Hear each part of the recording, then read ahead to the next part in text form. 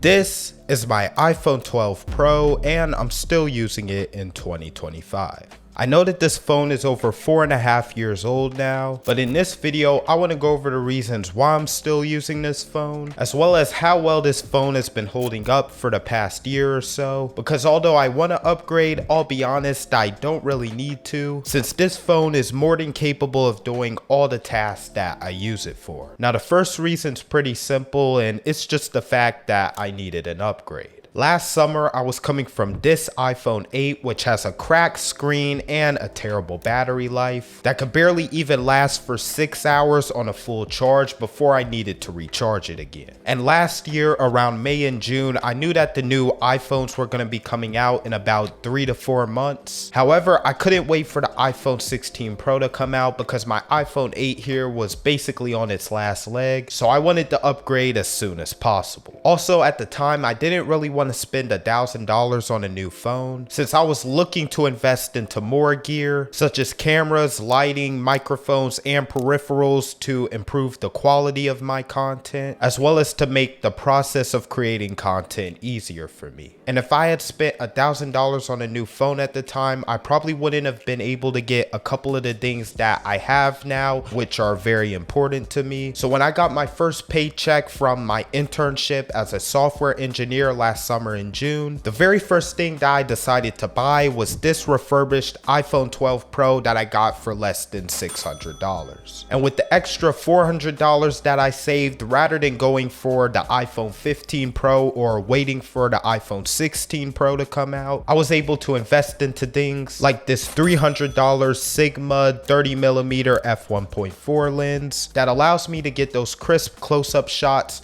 with that beautiful bokeh and background blur, which I'm so glad that I have, and I definitely think that this was worth the money. And the second reason is that I literally cannot upgrade to a new smartphone right now. Since I spent almost all my money on my internship last summer buying cameras, lenses, microphones, lights, keyboards, a mouse, and more, I unfortunately don't have the money right now to upgrade, even though I want to. Also, is anyone else using an iPhone or just a smartphone in general that's like 5 years old or older? Let me know in the comments what smartphone you're currently using, and I hope I'm not the only one. And the third reason is that this phone literally does everything that I need it to do. So even though I want to upgrade, it's more of me just wanting the latest and greatest without me actually needing the upgrade. Huge difference. My iPhone 12 Pro provides me with a smooth experience, whether I'm scrolling through social media. By the way, go follow me over on TikTok. We're currently at 100 followers, as well as all my socials that will be linked in the description. The support is greatly appreciated. Watching YouTube videos, taking notes, or playing video games. The 3 cameras on the back are also really good as well, and with decent lighting, I can take photos and record videos that come out looking amazing. I also like the OLED display, and for someone like me who was coming from an LED display on my iPhone 8, this was just such a huge jump. And the difference is literally night and day. The OLED display is so much brighter and it simply just looks much better, like it's not even close. Also, going from having a home button and Touch ID to having no home button and Face ID is another night and day difference. And I find that I actually prefer using Face ID in a lot of cases because it works pretty well, and it usually works faster than the Touch ID on my old iPhone 8. Now, I know that people will bring up the fact that this iPhone 12 Pro is missing quite a few features that Apple's newer Pro model iPhones have, such as not having a 120Hz ProMotion display, having a notch instead of the dynamic island, and having a lightning connector instead of USB-C. And don't get me wrong, having these features would be nice, but it's not really a big deal to me. The 60Hz display that the 12 Pro has is still pretty smooth in my opinion, although I would like to have the dynamic island for aesthetic reasons,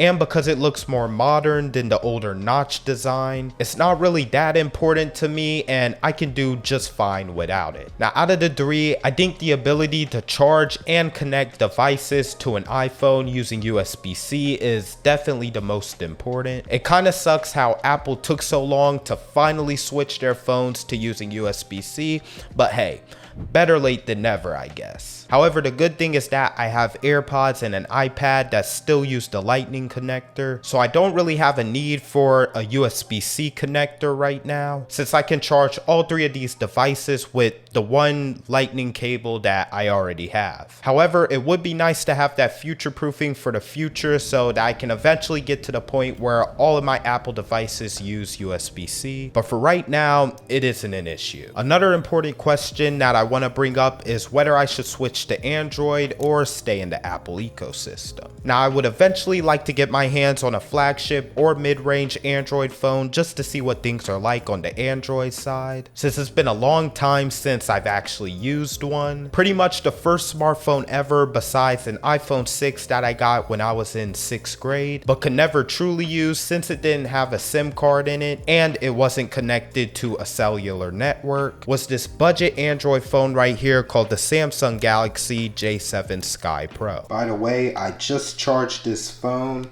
and as you can see here, it still works perfectly fine, no issues. Even after almost 8 years, there are no cracks or scratches on the phone. It's literally in mint condition, so I actually did a really good job at taking care of it. I got this phone when I was in 7th grade and I used it for about 2 years until I got my iPhone 8 at the beginning of my freshman year of high school. And ever since, I've pretty much been locked into the Apple ecosystem, as I eventually ended up getting an iPad, then AirPods, and then a MacBook. By fully switching to Android and using an Android phone as my main phone, I would have to give up quite a few things, including AirDrop, Sidecar, being able to check notifications on my iPhone directly on my MacBook, iPhone screen mirroring on my MacBook, FaceTime, the blue text bubbles, which actually isn't that big of a deal to me, but I know that it's a big deal